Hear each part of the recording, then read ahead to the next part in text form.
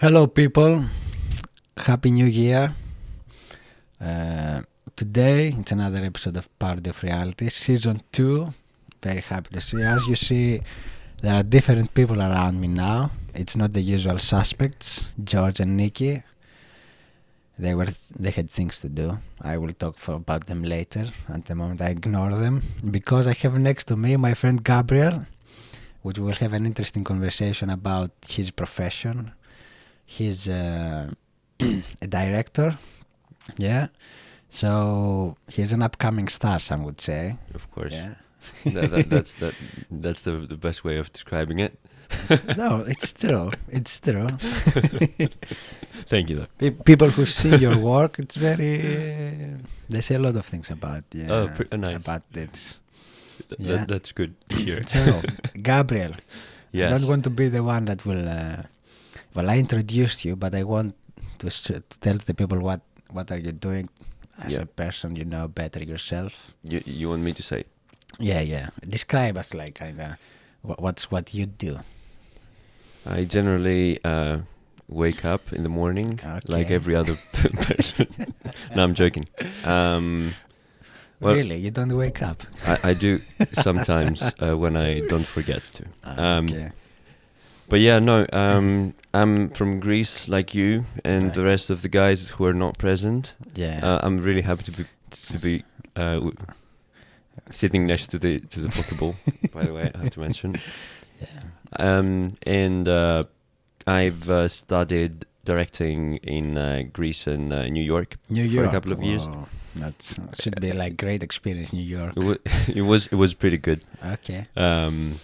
And then I moved to the UK basically almost 4 years ago. It was in 2018. Okay. And since then, I've been trying to, as many other people, kind of chase my dream. Here in UK. Here in the UK. Well, we started back in Greece. We had a small production company, and I was fortunate enough to be doing, a good amount of projects, ranging from some films, and we did some music videos and commercials and all of that. But here, as you probably know, it's a new start and everything. So yeah, step up with the game. Yeah. You at some point you need to kind of step up. Why didn't you stay to USA though? That's a big step up, isn't it? Or it's difficult. No, yeah, that was my initial plan because like growing up. Yeah.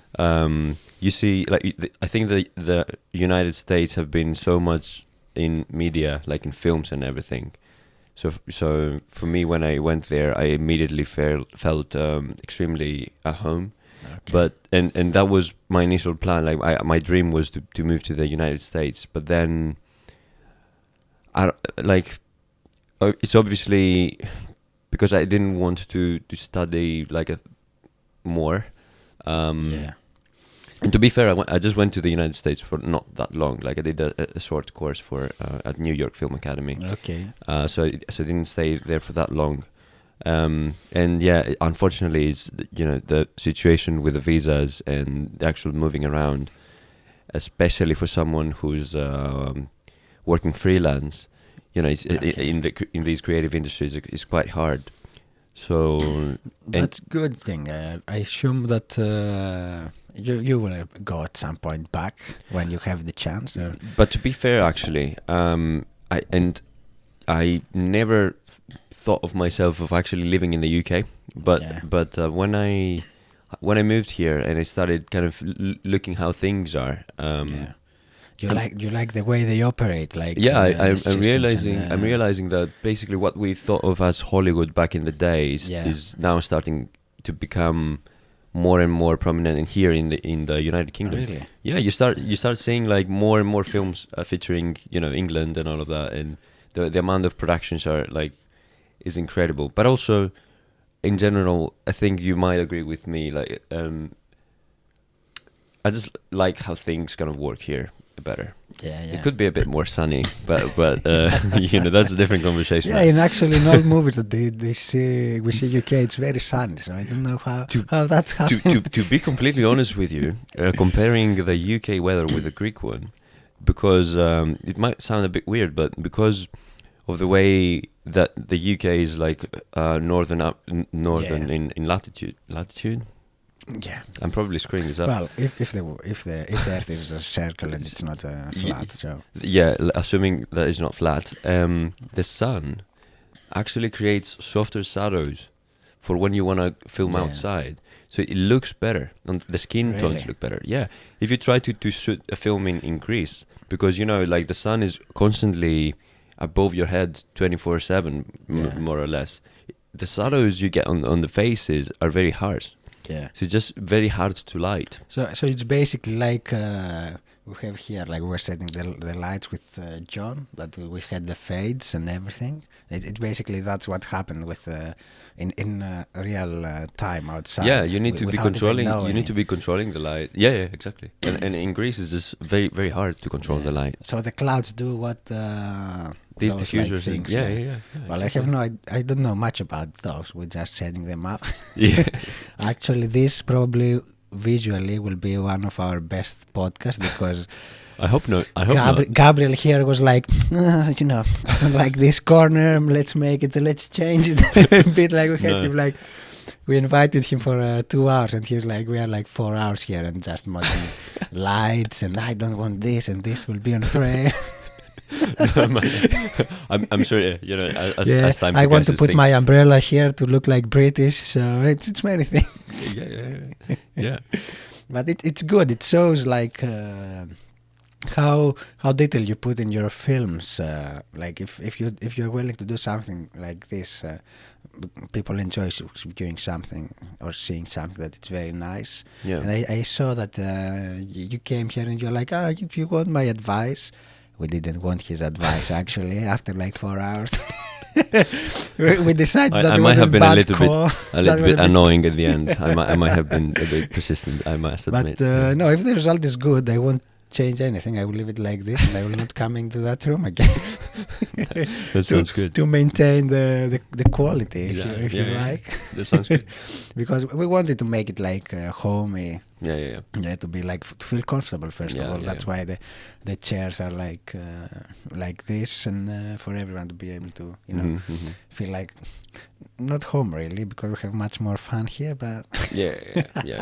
everybody has fun at home. So what I would like to ask you, since we talk about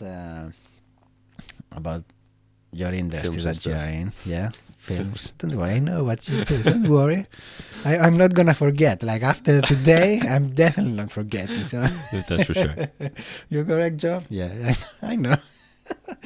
So one of the films that you made, I heard. Because what was your first film actually? What was this? I will come up to the good film later. Okay, yeah. But what was your first film? The first film that I ever did? Yeah. Do you mean like what do you consider a film? Because because for example, let me say that when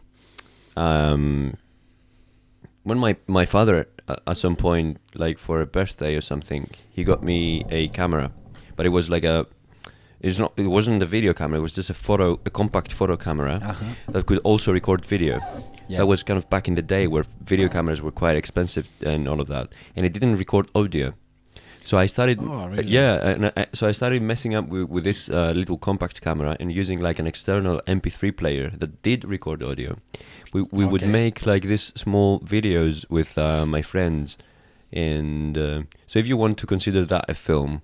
Like we made a whole series. We have it on DVD as well. We used to, we used to upload it on YouTube at some point. We called it the stupid tutorials. Okay. Which was basically just some extremely silly 5-minute videos about, for example, how to make a toast.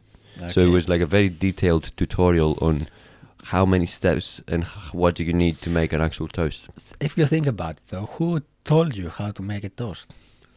That's very correct. Maybe these tutorials might actually be useful, man. Nobody. Like, how can you pour some orange juice in your bottle? Exactly. We have that episode. We have that episode as well. I think, because like everyone goes to YouTube now and checking about tutorials. Like, exactly. The silliest thing, the thing that maybe you find something very, Yeah, very easy to do, but some people might exactly. be like, "Oh my fucking God." Maybe some people don't know how to kick a ball. We did that episode too. Really? Yeah. That's what. It's one of my favorites, actually. Is it? Wait, though. How professional is it? Like, is it for people that kick the ball that play in parks, or is it No, people literally, that play in the like, pitch? literally. Like, If you want to kick a ball, you Okay. need to know how to do it, and we made a video for it. Is it like in what level though? Is it like a rookie or a Very professional rookie. football Very rookie, football very player rookie. would No, be no. able to? So basically, it's a tutorial to if you want to be a footballer, check if you can do this well. Yeah, exactly. We called it a stupid tutorial, so that was the purpose. Well, I don't think that counts as a series. I guess not. That like was a movie. that was more like a YouTube Yeah. video kind of thing. It wasn't a film. like a series. So The first film then was back when I was in high school, probably second year or something. My teachers at some point decided to create this film club, and they said that they wanted to basically make a film. yeah, And they asked us at that point, they just went into the classroom going, okay, who wants to be a part? And if you want to be a part, decide if you want to be a part in the crew or like an actor. yeah. And in my mind at that point, I hadn't really decided yet what I wanted to do. So like I just like really quickly, the first thing that came to my mind was I want to actually direct. And Which is pretty strange. Most of the people want to be an actor. Yeah, no, I don't like I don't like being in front of the camera that much, to be honest with you. No. Yeah, I feel more comfortable behind. I see that you're more talkative behind the camera. Yeah. So I don't know if that's second nature to you now. But I I assume got used that to was it. the first feeling you got back then. Yeah, and I ended up for this film. We ended up like we wrote a story and everything, and I directed it. And it was basically that was my first film, and it was basically it's called A Matter of Time. Okay. In ζήτημα χρόνου. Yeah, in Greek. Yeah. And it's the most weird film I've ever made. It's a very kind of surrealistic kind of film. Okay. It's what if, like, there are three people Yeah. that are kind of late, but like we've made this character to impersonate time itself. It was like very weird. I can't remember what was the inspiration, but like we made this character like it was actually we filmed it on a green screen and we put it with VFX and stuff. It looked really a lot of technology. yeah. For a school. Yeah. Okay. And we made this like shadowy figure with smoke coming out of it as time itself, and it was actually following these people. You know what I mean? Like kind of trying to catch up. And that film actually, you know, it wasn't that good, but it was like my first film and everything. It didn't have any dialogue. Okay, it was just like pictures then. Basically, the video. It was basically there was action but no dialogue, because back then I didn't really feel comfortable with writing dialogue and directing dialogue. I didn't know how to do it, so I was like, I'm just gonna. And since it was a short film, I thought, I'm just gonna make the story as is, and I'll try to tell a story without anyone speaking. And at the end of the film, some people do speak, but only then. And that film actually, that was the first time it got accepted to a film festival, an international film festival. Yeah, and I remember going there because they invited us. Like it was one of the best experiences of my life. How do they found those films though? Because you said it was like a project. So that was Is it about the professors that? So I was very lucky. Or is it? Yeah. I was extremely lucky because one of the professors that ran the program, Thanasis Balafoudis, and shout out to Thanasis Balafoudis. He was, because I made the film and I didn't know anything about festivals and all of that. Like I had no idea. So I just handed the film to him, and we did like some screenings on different high schools and all of that. Like the people saw our film. That was quite interesting. And one day he just comes and goes, "Oh, I applied to this festival with our film."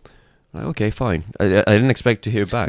Which wasn't the plan at the beginning. No. I didn't know that was going to happen. Up a bit with, So I think he just applied for that one film, and for that one film festival, and we got accepted. And like that was a big thing back then for me, because I thought, wait a minute, like And by the way, like the festival experience, I don't know if you've ever been. Well, if to you a- invite me to one, I will definitely have I will. that experience, actually. Yeah, it's actually really really different for the viewer who goes to see films on the festival, and Yeah. and for the directors, because the directors usually, they get invited to the festival and they get like you get to meet other like-minded people Yeah. and exchange all of these ideas and all of that. And for me, like I was 16 or 17 years old. Yeah. Very, I was very young age. Yeah, I was the youngest director in the festival, Okay. and everybody else was like 10 or 15 years or 20 years older than me, and I was a super excited kid, but everybody else was kind of like going, What's this kid yeah, doing what is here? this kid Yeah, about yeah. and all of that. But you never go out of those things. You will never No. face that. No. And I mean, you need to learn to control Yeah. those things as the past. I was just having fun. And, I went there with my best friend at the just time. have some fun and some Yeah, jokes, I guess. he was actually the guy who played the time impersonation. Yeah. So we just went there together. We had some really nice time. We saw our movie on the big screen Yeah. as well, which was Was it at that time that you are like, that you realized that, you know what, Yeah. that's what I want to do?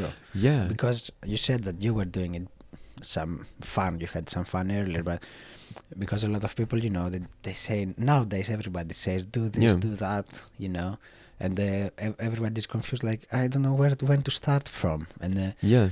so yeah. For me, more or less, I knew what I wanted to do from a very young age. Like I am literally in love with storytelling. Like I love stories. I love all of but that. he could be everything with Yeah, this yeah. one, but to establish that I do this. Well, maybe you like to say people what to do as well. yeah. Actually, what happened with a matter of time, which is really important, was because I was always saying, "Oh, I want to be a director. I want to make films and all of that." And my family was like, "Okay, fine, get a job, and Yeah, then we will you can see." probably direct on the side." And you know how usually it goes with most artists. Yeah. It's like this. You want this? Are you sure? Yeah. And I You remember. should think about it. Yeah. And I don't think they really believed that that I really wanted to do that. Yeah, but the industry we are in Greece is so small. Yeah, I mean, it's not it's very here. tough. Here, people in UK, they embrace you to be like a guitarist, Exactly, or to be an actor. There is a lot of it's potential. really tough in Greece. It's- So I respect, I respect it because my parents wanted the best for me, so they were Yeah. afraid. But I remember very vividly, I was, we were done filming and I was editing the film, and making like the FX and everything in my room. Like I was spending so many hours on my laptop at that time and working. And I remember at some point my dad goes, who by the way by then was my strongest critic, and he still is. Always. He still is. Yeah, I think he's still the strongest critic for me. But at that time he goes, "Oh, okay, I see how passionate you are about this." Yeah. So now he kind of accepted the idea that this is because he saw how love I would put into it, basically, and how passionate I would be. He was able to see, for a rookie, basically. Yeah. The passion and the effort, Yeah. and the result is a good combination that you can Yeah. make it. Not even, you don't have to be like super successful, but if you can make enough money to do what you like, Exactly. and be that's great. This is what I aspire to do. Yeah. Yeah. And we end up couple of years, some years later, you end up with this great short film. Yeah. I hope it's great. I don't know. I think it's one of the better ones I did. Yeah. Astoria. Yeah. Yeah. If you don't know, can someone find this and watch it? There's Because I know that it's not a YouTube video. It's a short movie. We have a website that you can actually watch the trailer at the moment. But at some point, at some point it will be available. But at the time, currently we are just going around festivals, and so it's private for now. Yeah. So basically a film, because I wouldn't know about these things. Yeah, people think when they say I want to be a director, they think like the big movies with the 1 hour, 2 hours, and actually you can do movies with like 10, 15 minutes, 20 minutes, short films, and you you can get a lot of out of it, which is a lot of work. Yeah. From what I've seen. Yeah, like if it takes you like 2 hours to set a small studio. Yeah. I imagine like if you wanted to. It's a good preparation. The short films are like for directors and stuff is how they kind of prove themselves. That they can do other things, you know. But there is also an audience that you can. There is an audience. That's the problem that most of people are afraid. Like there is an audience indeed. Yeah. That you say you go a tour around and you do festivals and. Exactly. And is it like, let's say, is it you have a specific time that you can go to festival, or it's up to the producer or the person who creates the movie who have the rights, I guess? What do you mean? To stay on festivals and put it online. So the thing with festivals, how it works is there are countless of film festivals internationally that go on different dates and all of that. And usually it's like a big event, like it's a proper event. Like they screen several films for a week and then they stop, and then it's next year that happens. And so the way it works is you, as a producer or creator anyway, you make a film and then you submit your application to these festivals. Yeah. Like you pay a fee as well, and then it's up to the festival if they accept you or not. So it's not a free for all. Yeah. So that's why, you know, many times, especially with high-end festivals, actually getting accepted is a good enough. That gives you value and credibility as well, because nobody would pay for if you didn't believe that something is good. Exactly.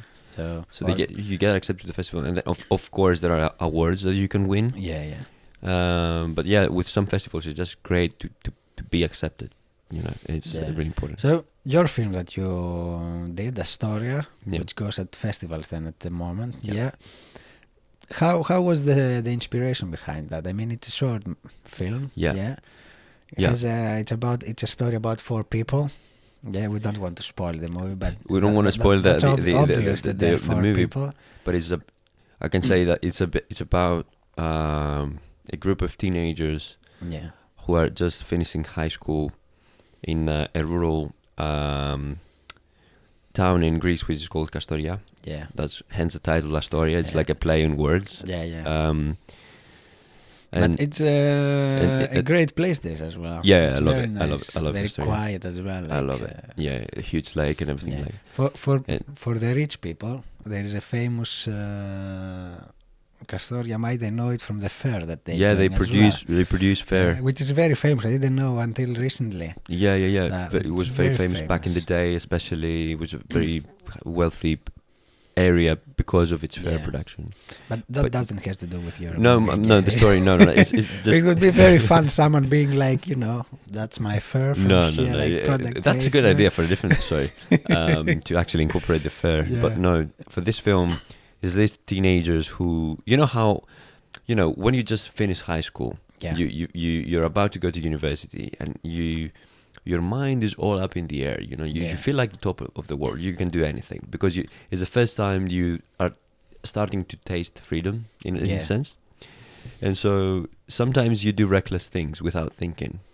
Right? And the idea, I guess, because Astoria as a place is a small place, and it's like some people live and leave their town and they go to the big city, chase dreams, and they say, I will never go back to my they completely erase their place. And some others stay there forever. They live like, no, we don't go anywhere. Something like that as well happens in the story. But you know, you do these reckless things and you get into trouble. But sometimes, because your mind is so up in the air, you might get into proper big trouble. And that's what these kids go through. And it's not about, you know, how it happened, the thing that happened, but how these teenagers, now young adults, deal with the consequences of their actions and deal with the tipsies. They get bad feelings. Sorry, my English just went away over there. But you know, basically it's like you do something, you feel guilty. The guilt, of course. Sorry, that was the guilt. It's about how they deal with the guilt of their actions. My accent might be shit, but my wording is very good. You know, it's perfect. Yeah, that's the story. Yeah. That's a story. And well, I assume when it will be available, it probably is it gonna be a website for this? I Yeah, we have a guess? website. And it will probably go over there once it's done its festival run. Okay, so I will put it in link. I will try to remember. Possibly, Yeah, I will say to John. Also, John, can you check if the camera records? Because last time George, it was like. I very hope bad at this. I hope that that's not Have the a look, case. please. No, because that's what it is. Like, we didn't have a director earlier, so I'm a bit stressed as well. I want to perform. And one day we were sitting with George and Nikki, and the camera didn't work. And we were like, oh, okay, that's fine. Have a fun conversation. And we're like, okay. Yeah, And the thing is, it's not a movie, this one. yeah. It's not like let's do it again. Yeah, you can't just go. We can use the same jokes. We can, because it will not be natural. Exactly, it's gonna ruin it. Yeah. Yeah, it's not like the film that you have to be an actor. You know what to do. You know what feeling you have to give. Yeah. Yeah, you don't have someone else to be like, please do this, Yeah. change that. So this one is for more natural. And maybe, well, Nikki now is famous actor, and they left us. Oh my god. Yeah, but for us it's not easy to reproduce jokes, and it's not natural. So and that's the point here. Yeah. Try to be Yeah, makes sense.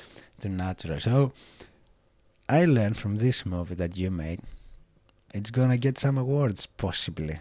I don't know about that. It is that good, guys. I don't that know. good. I don't know about that. Because it's in the list to be nominated to the top 4. That's isn't what you it? mean. Yeah, Yeah. it's on a list to be nominated. So the thing is, there we've been shortlisted on the Greek Academy, which is Yeah. like the Greek kind of equivalent to the Oscars, for example. It's the Film Academy. Yeah, we've been shortlisted to be nominated for the best student film, because that Astoria.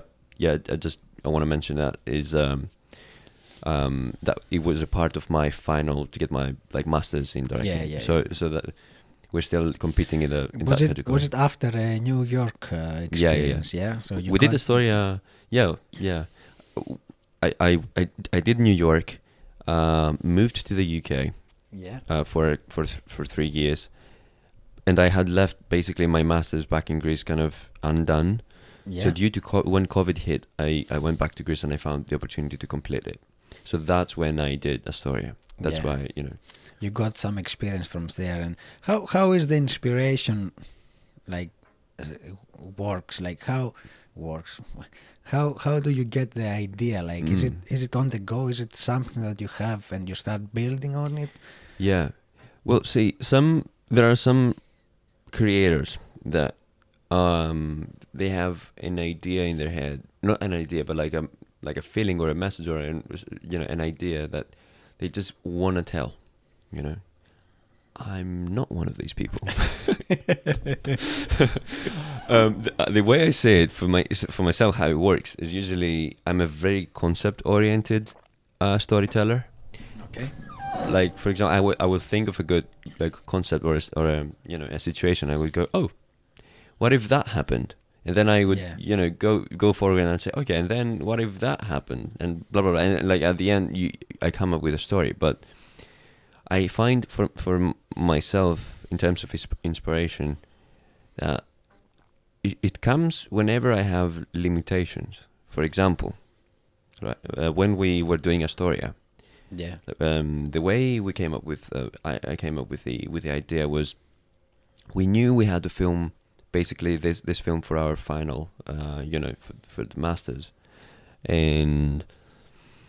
but we knew that COVID was actually, full on at that point. Yeah. So we needed to build a story that actually made sense to film in that situation. Okay. And so we started with Astoria as a place, because my best friend and producer, Jim, shout out to Jim, he's from Astoria, and we've been there. We've done a last film. Our last film was also in Astoria. I love the place as well, because of Jim. I've been there many times, and because we thought that we would be able to have many resources in terms of locations, in terms of everything in Astoria. Yeah, and you know the place very Exactly. well as well, yeah. I was like, okay, what kind of story can we tell over there that happened over there? And then it Okay. kind of progressed, and I said, okay, what if that happened? Like, the story started this way, Okay. but through writing and rewriting and analyzing and going through many different, basically writing drafts, Yeah. we call them, it got finalized to be where is it at the moment. So basically, when you face a problem, Yeah. the solution might be something that will Yeah. help. Yeah, to I progress. actually find it easier to work this way because when, they tell you, okay, you have this room, just this room that we're Yeah. here, and you have to tell a story, like a 5-minute story. What I do you find it do? easier to figure out like some things that can happen and that are interesting, Yeah. rather than saying, okay, you have the whole world or everything, Yeah. and just come up with anything you want. I will get lost if that Okay. makes sense. So you build up one after another. Exactly. Like first, From limitations. I yeah. find First, that. you will. So basically, you might walk around somewhere and be like, "Oh, this place could be Exactly. great to see it in a movie." Exactly. And then you're like, "What this could happen Exactly. here?" And then Yeah. what the characters would look like Yeah. and what they were doing, and that's pretty interesting. Yeah. That's well, I'm not an expert, but yeah, most of the people say that it's different from writing books. Yeah. Maybe. I assume. Maybe. Yeah, because I wouldn't know. you create well, but you are asking yourself basically what if? could happen. Yeah. Yeah, what would happen. So And to be fair, because like I mentioned before, of course, like every film, every inspiration comes with from a concept most of the times, but I find that I do indeed kind of put myself and my experiences into the film, but more subconsciously. For example, yeah. Astoria has to do with guilt. That I didn't like. I have a fairly good experience with being guilty for stuff for me, and I know that feeling really well. Yeah, you But mean when- that you did something, I- you feel complete trash. Like, Yeah, I mean people- everybody has done things, but like in their own way. It doesn't have to be that massive, of course. Yeah. But like I know that feeling. But when I was writing a story, I didn't think, I want to make a story about guilt. The guilt kind of came more subconsciously. I didn't realize it. So when we were actually rehearsing the scenes with the cast members, Okay. shout out to the cast members. A lot of shout out. And they But were probably asking. they will watch this, so be careful what you say, man. No, they're Be wonderful. careful. They were like everyone was fucking amazing. Can we swear? Sorry. Can we? Yeah. Whatever. man. Okay. Yeah, they were It's they okay. were amazing. Everyone was incredible. We couldn't have gotten any I'm not any gonna better hate ones. you for saying something that you oh, want to say. I If it's know. something bad, though, our friend here who will bleep Yeah, on yeah. everything will be so annoyed. Yeah, I'm sorry about that. But no, everyone was incredible. We But don't yeah, bleep anything here. when we were actually rehearsing with the cast members, and they were asking some questions regarding the characters and all of that, that was when I said, "Oh yeah, I've actually been in a similar Situation. mindset, okay. like a mind state of mind." Yeah. Okay. So I managed to try to explain to them kind of this way. Okay. So in fact, ideas and personal experiences and all of that do happen. It's not Yeah. that. Yeah, but maybe subconsciously. Maybe in the future I will be more conscious about the stories that I want to make. Yeah. But for now, I find, this way of You approaching. need something to intrigue you to Yeah, move yeah, forward. exactly. Like, actually, I say a lot of times actually.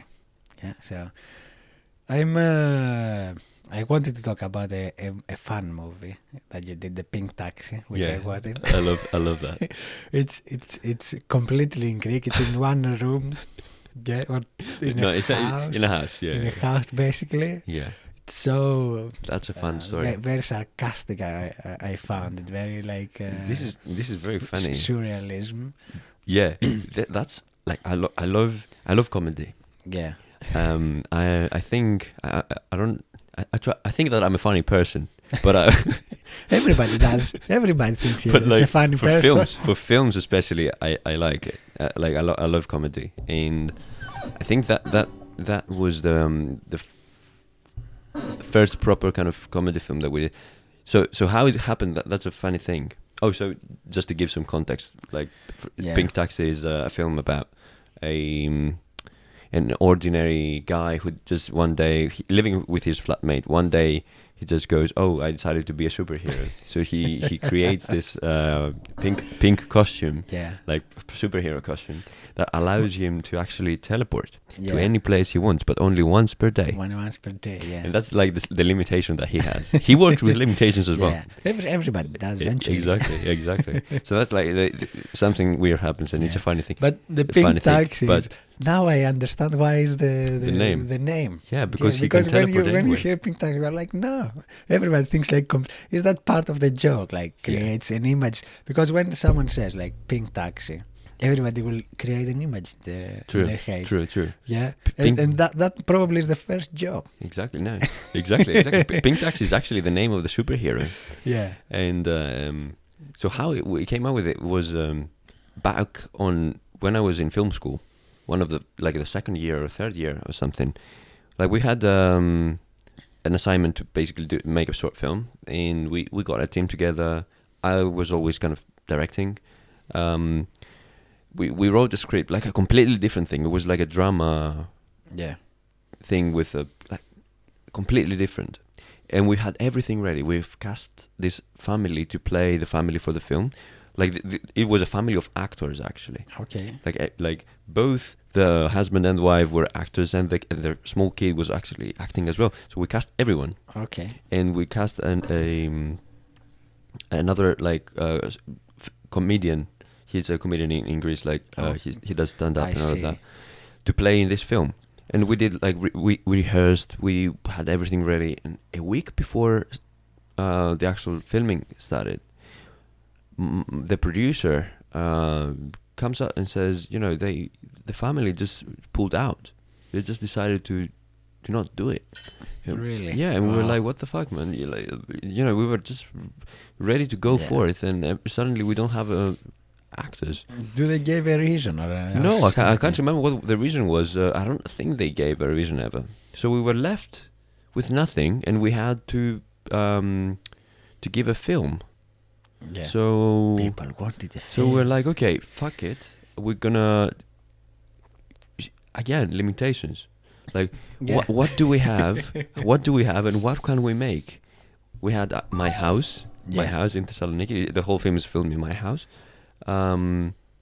We had our comedian actor, and then we had ourselves. Yeah. So we started making this concept of what if there was this superhero that does that, and so we built this concept straight away, like in one day. Yeah. Because it was easy to film, but it was actually a good concept. Yeah. And so basically, what happened is would be the same story though, or would be a different story? Completely different. Yeah, it was story. completely. We threw we threw the last script in the trash. Yeah. And we just made a new story from nowhere, and that was Pink Taxi. And we started filming it. We made the costume and everything. We started proper going at it. And on the day of the first shoot, we basically started filming the first scene. I remember most of the script, because we came on the set and we didn't really have a script. We only had a vague idea of where things are going. So we're like, we're gonna do an improv. We're gonna improvise. So the cast members started improvising. Of course, our comedian guy is really good at improv. Like he does this. Yeah. So he was coming up with some really good jokes and all that. He actually came up with the title. Oh, okay. He was so we'd have a different story. We didn't have a title back then. Yeah. We just had the shoot that was pink. And so he goes, when he sees he was playing the roommate, not the superhero. Yeah. So when he sees the superhero first in his costume, he's like, "Oh, what the fuck are you? Like a pink taxi, like something like that." We're like, "That's so good. Let's keep it." And but the thing that happened was we filmed the first part of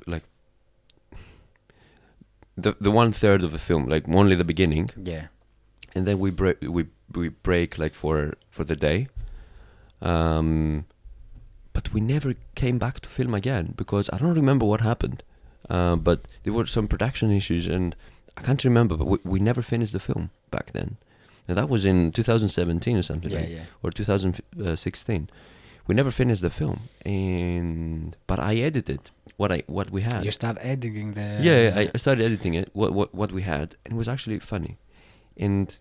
But we left it. And then some years passed, 2018, after New York and all of that, if that makes sense. I was moving to the UK like in a week. And I had a friend of mine in my house, and we just went through what I had in my hard drive for some reason. Okay. And I found Pink Taxi from back then for several years. I'm like, oh, look at this. Like, and I watch it, and I'm like, fuck, it's funny, man.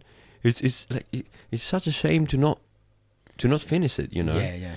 So I was like, dude, we need to make the film before I go to the UK. In 1 week. In 1 week. So I called everyone I knew, like my lovely team. I love them so much. I literally shout out to my team.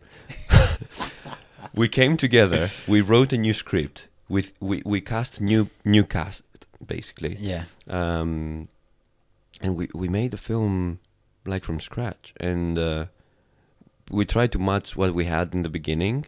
Okay. We used some jokes that we used in the beginning as well, but I think it worked so much better because the people who actually play in the film, Apostolos, he's actually the writer.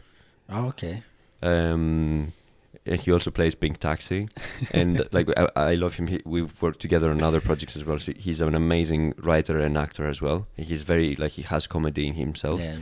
And the guy who plays the flatmate, Vezos, Yorgos, shout out to them as well. And he's actually best friends with Apostolos. Okay. So they had this amazing chemistry already. Basically they are like two roommates in real life, acting in real life. And they also in the film they have their real names as well. So the character is named Apostolos and Vezos. Change. Yeah. So that created some really good chemistry, some naturality, because there are some long pauses and things like that, and like exactly they were pretty good at it. And when we came on the first day of shooting, I remember we were very not ready for it, because we didn't have time to prepare everything. That after.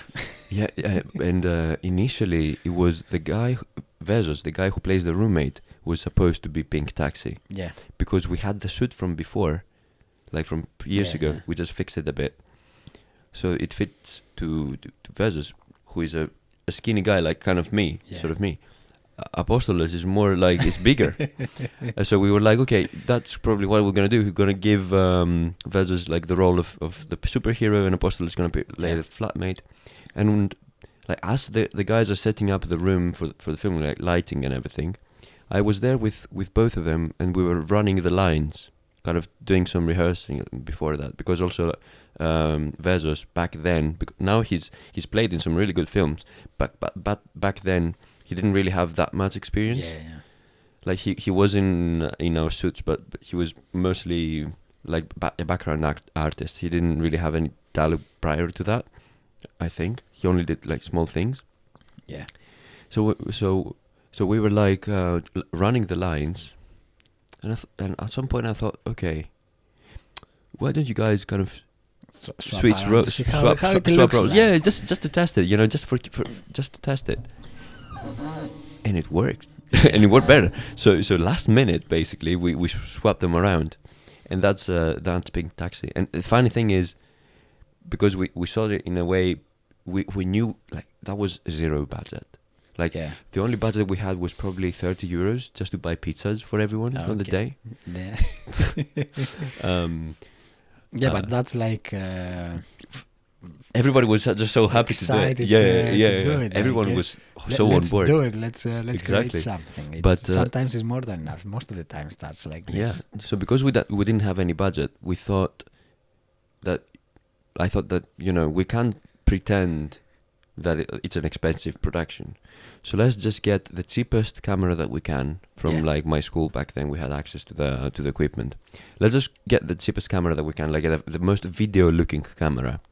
Okay. And let's get the cheapest lights and everything, and let's make it look not cheap, but like as if it was a home video. Yeah. You know, I was kind of inspired by The Office back then and all of that. I don't know if you've seen. I was like, let's make it look like this.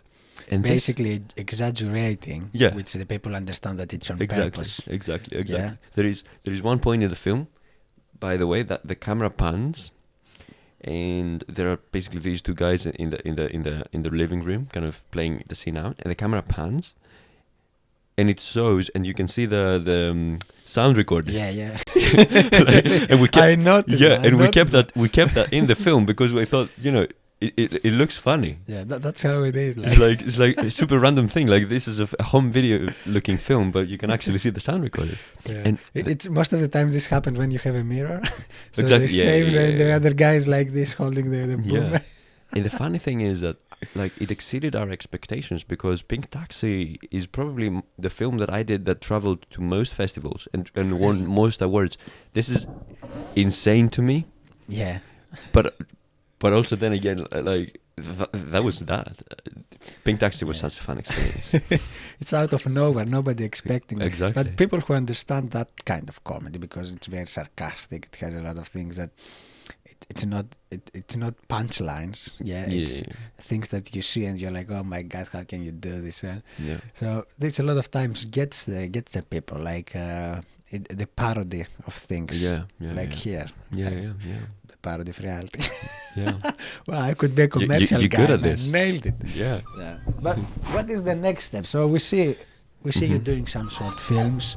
Is it any? You came here now. Yeah. Are we gonna see you in a big movie? Like, what's your? Yeah. What? How? Of course, you came here to do something more, I guess. And Yeah. I assume like directors' hopes is eventually to do a big film. Of course. Yeah. Yeah. So are you now in a position that you go and check other directors, well made or established? You work with them and see how it feels like to be in a. Yeah. So when I first moved to the UK, I started basically working on sets as not the director because obviously you have to I had to start. Yourself, I knew no one, literally no one. So I had to make, you know, because I didn't study here. Usually, when you go to film school, you suddenly know everyone. Yeah. Like, this is for me the most valuable thing. But here I knew no one, so I started going as an assistant in the beginning, like literally making coffees for a few days. I've actually did some. I was going to Bollywood This shoots. is the grind word. That was basically grinding. The grinding never stops. Yeah. But so I had the chance to be working as a first assistant director for and I'm still doing it to survive, you know. But more recently I'm, you know, focusing on my actual directing career, and I'm very happy. Yeah, I'm actually directing a film called Curioser. Okay.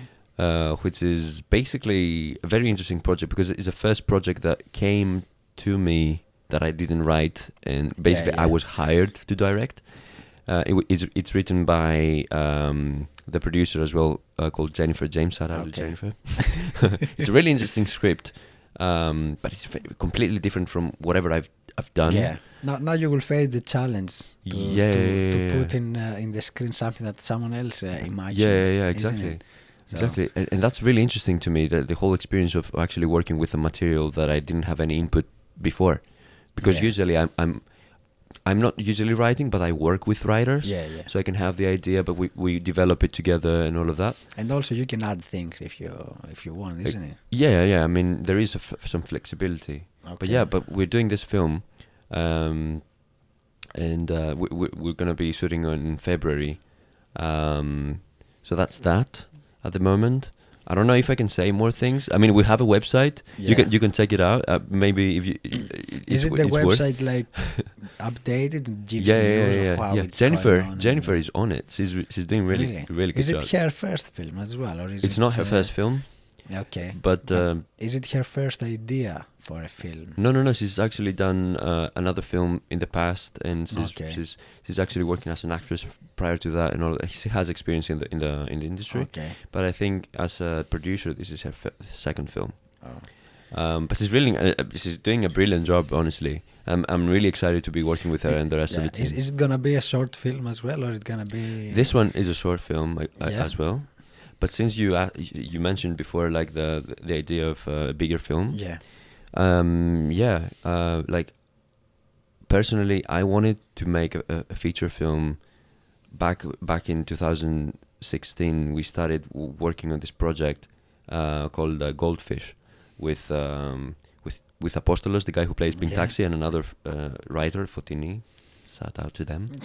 And we actually worked on that film quite a lot on the script. Like that was the first time that I ever wrote like, you know what I mean, like directed the writing of a feature film. That was really interesting. Unfortunately, it never got into complete completion. Yeah. due to some troubles. We still have it. That film might actually get made sometime. But now we're developing with Nikki. Yeah. Is it gonna be in English? Yeah. Now you start the English project. Yeah, exactly. Yeah, because the other ones is in Greek. Exactly, with subtitles for the other people to Exactly, learn. So yeah. now you're going. It should be a very excited experience. Yeah, it's nice. We're developing basically another feature film. Yeah. We call it Trains for now, but it might change. Okay. Yeah, it's like to me very appealing, because like I mentioned before, this feature film is actually has actually started out of limitations. Yeah. because the other film, like Goldfish, we were just like, oh, we're gonna do that and that and that, and we ended up not knowing what to do, but this film started with limitations, because I thought, I just want to make a story that's bigger, and try to basically tell a story that's bigger in length and make sense. But in order to do that, like, I have to think, what do we actually have here that we can use? The resources and Yeah. Okay. Yeah. Of course, like we will eventually try to get funded, but the whole idea started with, what can we actually do out of our pockets and out of what we currently got? So what we have London, we have like some cameras, we have some experience, we have and so we try to build a story that works in this environment, and that's why I think this film, I'd be really happy if it gets made. I would really want to do it. Yeah. Well. But for me, and for me, actually, it'd be a great achievement if it actually gets done. If it's good or not, that's like a second thing. But like, if we actually fucking make it, I'll be happy, man. You don't know if it's gonna be good or not until you see the end True. result. Isn't That's it? very true. And as you said, you had the experience in the past that you thought it will be not good, and then surprisingly went very well. Yeah, you never know. It's up to people, really, and these days it's very hard to guess. I like to say that if any film that gets made is 100% better than a film that never gets made. And it stays on the papers. Exactly, and it stays on the papers. So that is our goal for now. Well, it's a very nice goal. I hope so. Yeah. Expand yourself. Eventually, London will convince you to stay there forever, not going to New York. Love London. I love London. I'm not gonna lie. I don't see. Yeah, I love it. I'd be happy. That's it. Do you look London as a city, or is something else that you like in London? No, I love it as a city. I think it's an incredible place. Yeah. I love that I wake up and I can hear more birds that I was hearing when I was living in my hometown in Greece. That's crazy to me. Yeah, but people don't swear as much here as they do in your place. I prefer that. Really? Yeah. That's a first. Yeah, no, I prefer it. I mean, I think the best way to start your day is when you go out of your house and you're hearing your neighbors being like, "Oh, you're an I hate idiot. that. That's why I put moved. their car here. Fuck off. No, I want to see you again." That's my pugging you. No. I'm happy here because I don't have to deal with that shit. Here, if you do that, you will get a note. Yeah, you So get they it. will put it on your windscreen, and it will like, kind sir, please, next time I would prefer you to put it somewhere else in your car, Oh, they're very cool. because this parking bay, it's to me, and I would not like to make to refer you to the police. Yeah, they're very polite Yeah. here. They're very polite. It's good. It's good. I think though the most if you go to the city centers, it's like this. But if you go to the suburbans, it's you can find some people there as well, because I know the culture is here like this, which it's very enjoyable.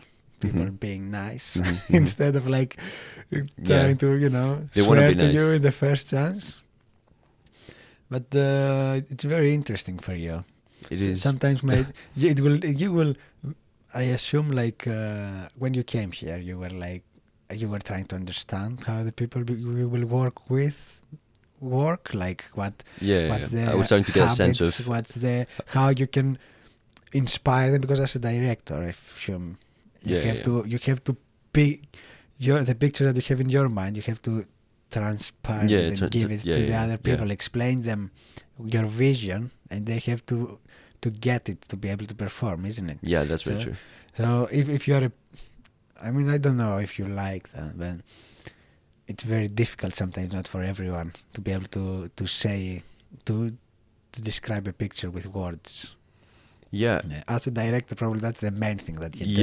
Yeah. I like honestly, it's still a challenge. It's not the first project that I like. I've done projects in English in the past. I've done it in Latvia. I've shot the film in Latvia and all of that. And like English was also primarily used.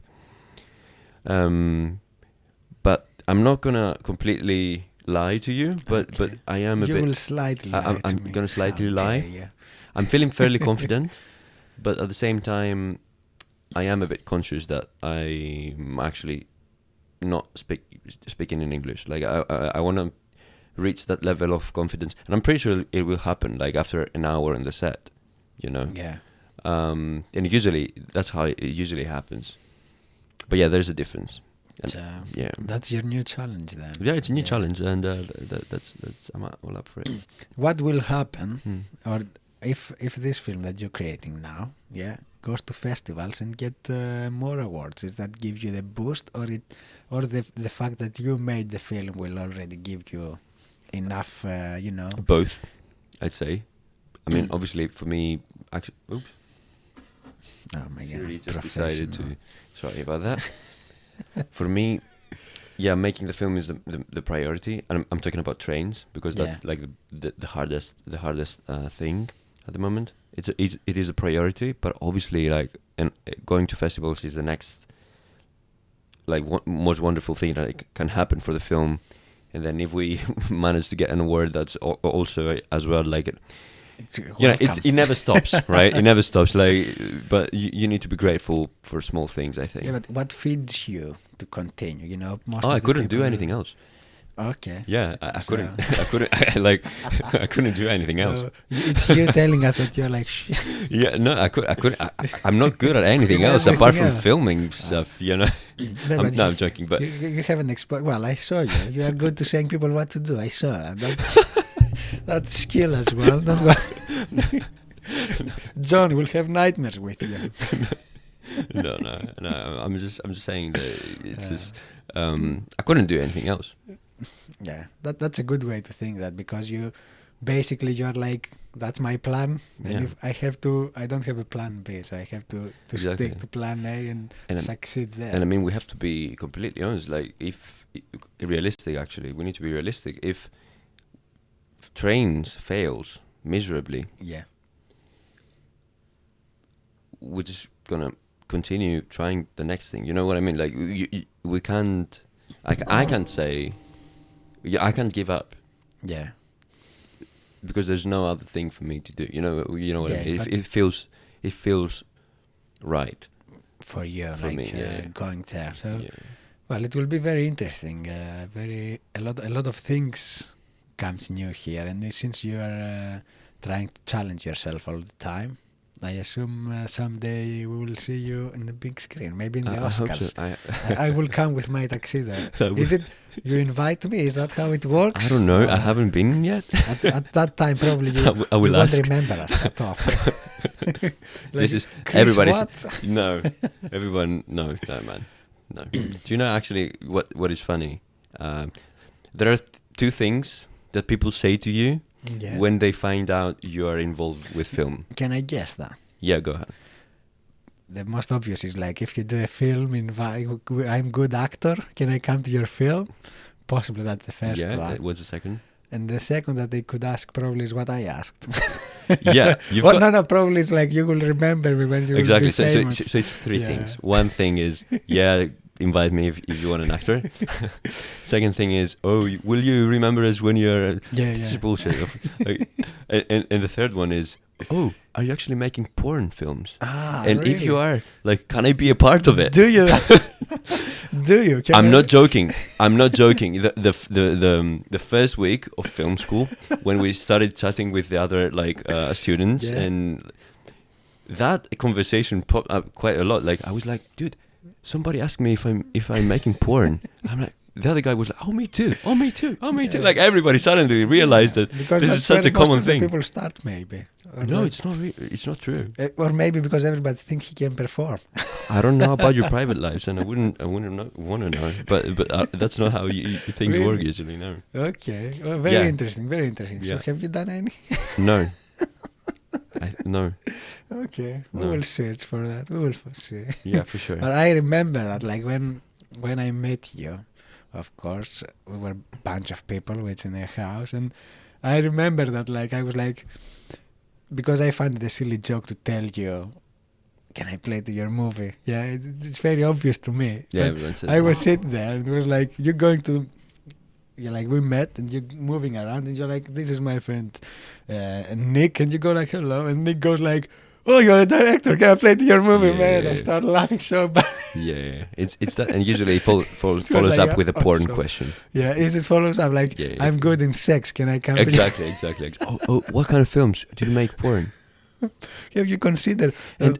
But it's very difficult. It's very difficult, though, that isn't it? To make porn.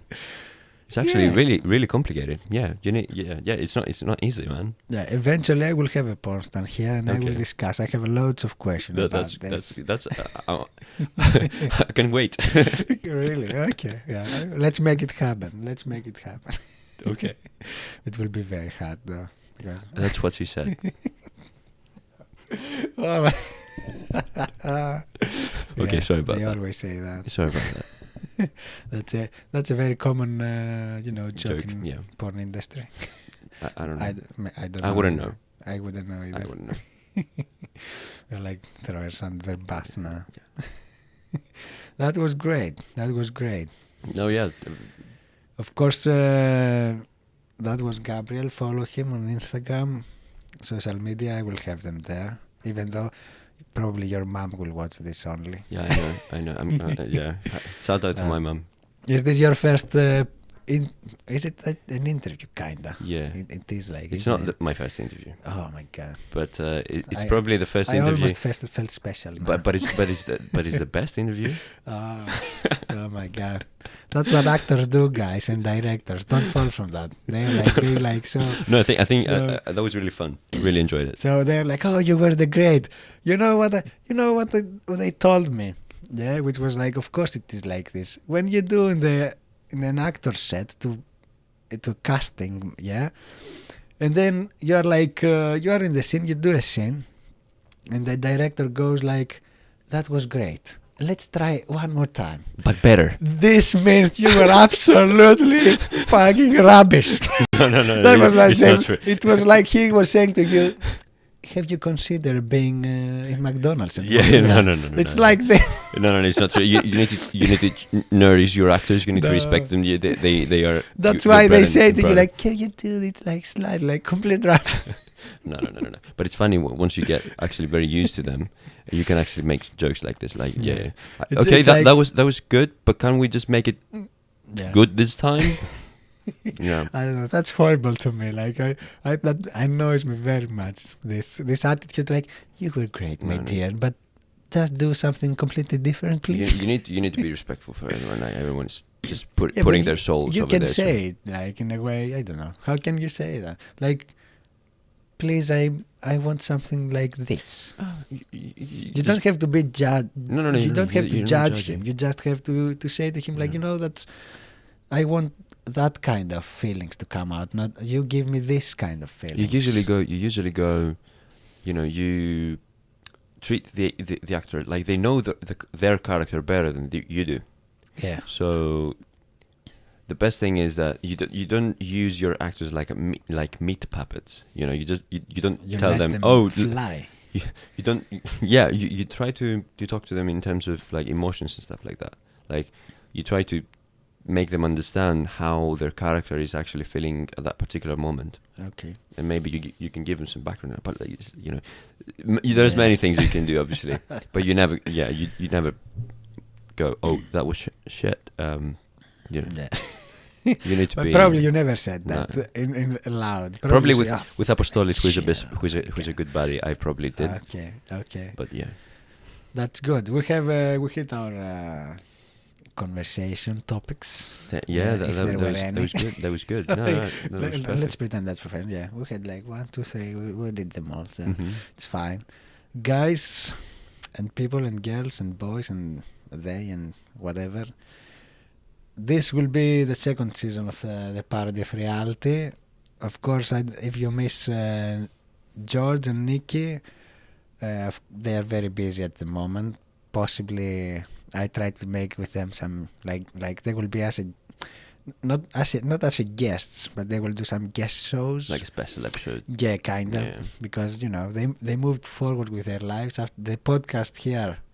Fly them into the sky, and they don't have time now. So, what can you do? Yeah, what can I do? I'm still here, bottom level staying. Or actually, no, I'm keeping it real. I'm keeping it real. You keep it real. I'm staying to my roots, and I'm not getting a sellout. I remember. Subscribe to the podcast. Of course, we don't say this. If people want to do it, they will do it. Don't subscribe. You know.